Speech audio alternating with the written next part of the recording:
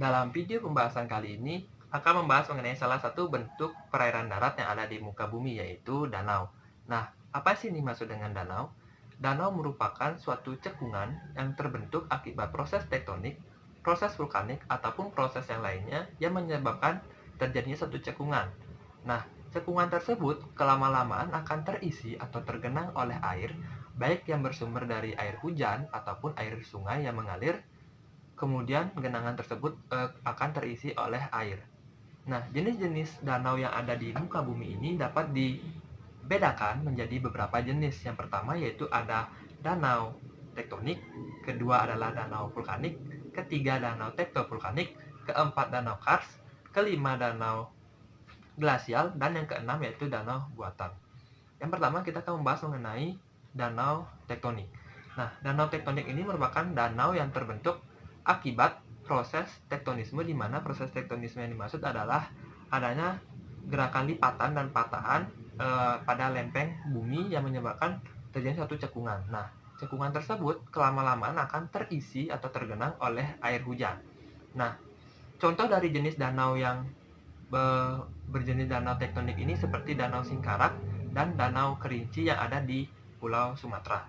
Yang kedua yaitu danau vulkanik. Nah, danau vulkanik ini merupakan danau yang terbentuk akibat proses vulkanisme, atau yang dimaksud adalah erupsi dari suatu gunung yang secara eksplosif atau besar menyebabkan atau terbentuknya suatu kawah atau kepundan yang kemudian tergenang atau terisi oleh air. Nah, contoh dari jenis danau ini seperti di Danau Gunung Kelut di Jawa ataupun Danau Kelimutu di Nusa Tenggara Timur. Yang ketiga yaitu danau tektovulkanik, di mana danau jenis ini merupakan danau yang terbentuk dari dua proses, yaitu ada proses tektonik dan proses vulkanik. Nah, jika dibandingkan dengan danau vulkanik, danau tektovulkanik ini dia membentuk suatu cekungan, tidak di kawahnya, melainkan cekungan tersebut terbentuk di sekitaran lereng gunung berapi tersebut akibat penurunan permukaan bumi, sehingga membentuk suatu cekungan dan terisi oleh air. Contoh dari jenis danau ini seperti Danau Toba di Sumatera Utara dan juga Danau Batur di Pulau Bali. Yang keempat yaitu Danau Kars, di mana Danau Kars ini merupakan danau yang berada di daerah Kars atau daerah Kapur. Nah, proses terjadinya itu dia berasal dari proses pelarutan batuan kapur oleh air, kemudian membentuk suatu cekungan dan secara terus-menerus terisi oleh air.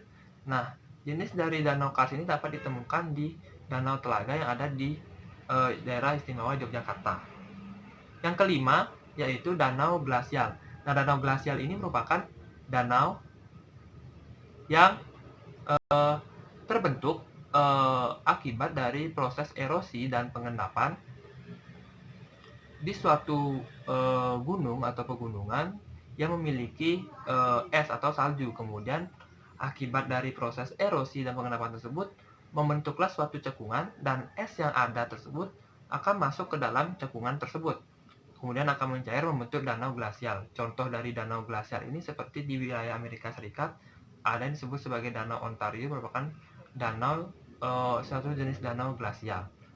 Dan yang keenam yaitu adalah danau buatan, yang mana danau buatan ini jelas dibuat oleh manusia yang kita kenal sebagai bendungan ataupun waduk. Misalnya seperti di Indonesia itu ada waduk Gajah Mungkur yang ada di Wonogiri.